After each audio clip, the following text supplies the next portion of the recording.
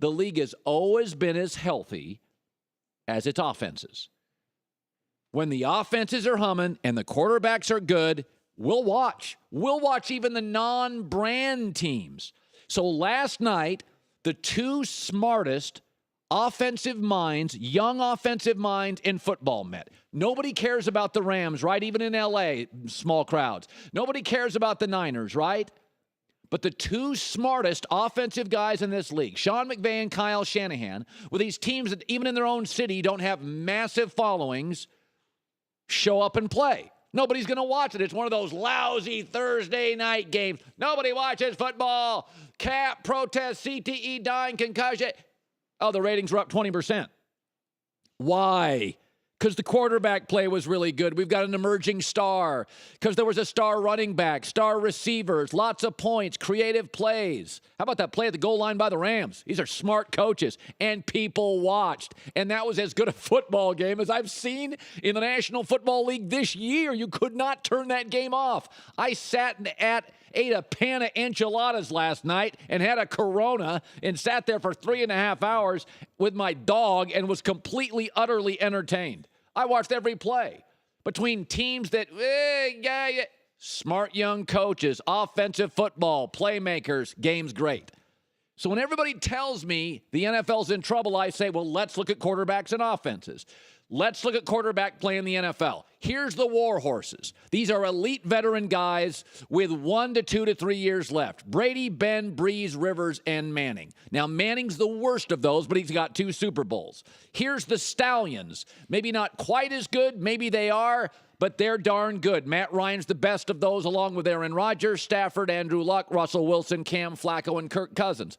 These may not be as old, but they got 5 to 7 years left in our TV sets. And here are the ponies. These kids all appear to be the next wave of really talented kids. Dak and Marcus and Derek Carr and Jameis Winston and Wentz. And yes, Jared Goff can ball, folks. I've watched every play this year. He's going to be good now that he has a coach. And Jimmy Garoppolo, he can play, just has to be given an opportunity. That's 20 of 32 teams have a franchise guy, and in most cases have won a Super Bowl, could win a Super Bowl, have been to a Super Bowl, or may end up in a Super Bowl. And by the way, I did not count Jay Cutler. I did not count Carson Palmer. I did not count Ryan Tannehill. I did not count Andy Dalton. All who have had their days or years of very good play. I did not count Trevor Siemian. I did not count Deshaun Watson. I did not count Deshaun Kaiser. I did not count Mitch Trubisky. All who could emerge over the next 2 years as guys who can play. Oh, I forgot. The best college quarterback class of my lifetime since the mid-'80s is about to graduate. Josh Rosen, Josh Allen, Sam Darnold, and the kid from Oklahoma State. So whenever I hear, it's amazing to watch the media. Fear left, fear right, we're Y2K. We got a crazy guy over in North Korea. We'll, through sanctions, figure that out too. Yes, it's kind of daunting. But we've faced that person a lot, and we faced stuff like bird flu, mad cow, Y2K a lot, and we always overcome it. People forget in the Montana and Elway years and the Marino years, there was about 5 great quarterbacks at the top, and there was a bunch of junk. There's not a lot of junk in this league at quarterback.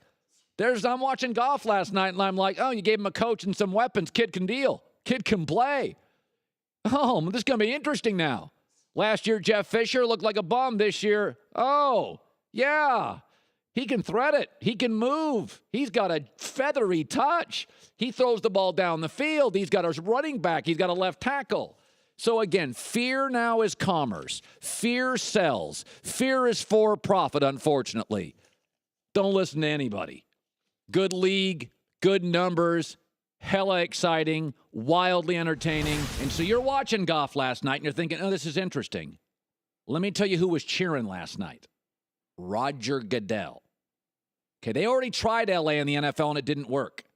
The LA move is a big deal. I don't know if you know this, but they're going to move Super Bowls here, and the NFL draft here, and the combine here, and the NFL network's going to move into that stadium. And they now have 2 teams here. Yeah, this is a big deal to have a franchise quarterback. Goff just didn't win for the Rams. He won for the NFL. The reason the Raiders are going to work in Las Vegas, isn't the new stadium. It's Derek Carr. He's the next Aaron Rodgers. The reason the Rams are going to eventually work in this town is Jared Goff. Franchise quarterbacks move the needle and produce wins. And when you give a kid like Goff, McVay, and weapons, hell, it's pretty interesting, is it? They're not a great team yet. He's still a baby. The coach is a baby. The quarterback's a baby. But you can see how it's working with Gurley. A story today that's very interesting. Don Banks, a respected NFL reporter, the NFL is talking about forcing the Chargers back to San Diego. They should. We've been preaching it. They're irrelevant here. And the NFL owners know that if the Eagles, the Cowboys, the Packers, the Bears, the Giants, the Dolphins wanted to move, the league would step in. The league would absolutely step in if the Redskins wanted to move. If the Broncos wanted to move. If the Seahawks wanted to move, they'd step in. The NFL chooses who succeeds and who doesn't when it comes to stadiums. They allowed Jacksonville to stick around, probably financially, not really an NFL city, and they let San Diego walk, and it has been a dud here. I like the coach and the quarterback. Joey Bosa, Ingram can play. Nobody cares here. This was a disaster move by the NFL. Vegas is going to work because of Derek Carr. Trust me, the Rams are going to work because they're going to make it work because of Stan Kroenke's money, this coach, and this quarterback. And here's something I found through the years. It is often hard to see success. Come on, Colin, it's easy. No, it's not. Some people are late bloomers. Some people come out of childhood, don't have support. They don't succeed till 30s, 40s, 50s. Some people have a lot of talent, but bad bosses and bad management. I've known a lot of people like that, talented friends. Their bosses don't see their talent. For years and years, they toil in obscurity. Then they get the good boss. It's hard to see very good. Sometimes it's hard to see great. But failure is easy to see.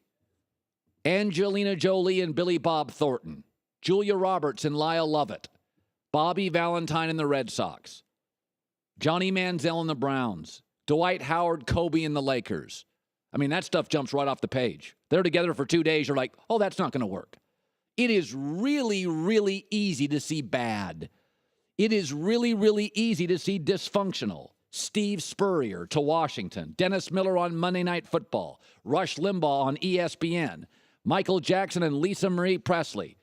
That crap wasn't going to work. And you knew it and I knew it. First time you saw him kiss on TV. That ain't going to work. Bad is easy to spot. Ed Orgeron at LSU. Not going to be around in 4 years. Good, though, is hard. You didn't know Nick Saban was that good when he was at Michigan State. You didn't know he was going to be the greatest college coach ever. You didn't know when Pete Carroll came from the NFL to USC, he was going to be that good. Sometimes people are late bloomers.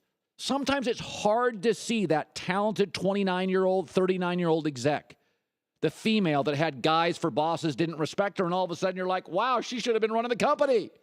But bad, and the LA Chargers is bad. It doesn't work. Nobody cares. They're playing in a soccer stadium. There's no buzz. They have real players. They can't fill the soccer stadium. This thing smells. I live 15 minutes from it. I can smell it. Put them back in San Diego where they've got a real fan base. You know NFL, you would have saved the Eagles, you would have saved the Packers, you would have saved the Cowboys, you would have saved the Dolphins, you would have saved the Broncos, you would have saved the Steelers, you would have saved the Giants. You didn't give a rip about San Diego because it's 3,000 miles away and you just see it's a beach town. Put them back in San Diego. Thanks for watching. Subscribe here to get the latest from the show. Also, be sure to check out more of the best clips from The Herd or go watch a few segments from the newest show on FS1, First Things First, with Chris Carter and Nick Wright.